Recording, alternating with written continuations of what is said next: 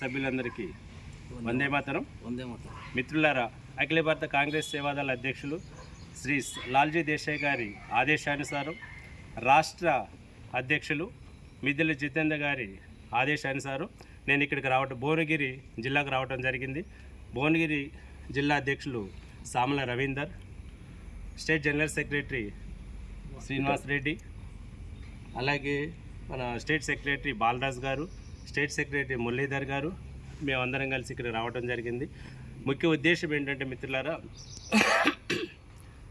మన సేవాదళ యొక్క సిద్ధాంత ప్రకారం ఆల్ ఇండియా లెవెల్లో ప్రతి రాష్ట్రంలోనూ, ప్రతి జిల్లాలోనూ, ప్రతి విలేజ్లోనూ, ప్రతి మండలంలో కూడా జెండా ఆవిష్కరణ కార్యక్రమం ప్రతి ఆదివారం చేపట్టవలసిందిగా ఆల్ ఇండియా అధ్యక్షులు మరియు రాష్ట్ర అధ్యక్షులు జితేంద్ర గారి ద్వారా తెలియజేయడం కోసమే ఇక్కడికి రావడం జరిగింది. ప్రతి ఒక్కరు కూడా జెండా వందనంతో పాటు రాష్ట్ర గీతమైన వందే మాతరం, ధ్వజగీతము, అలాగే జనగణమన, ఈ మూడు కూడా నేర్చుకుని ప్రతి ఆదివారం చేయవలసిందిగా అఖిల భారత కాంగ్రెస్ సేవాదళ అధ్యక్షులు గారి ఆదేశం.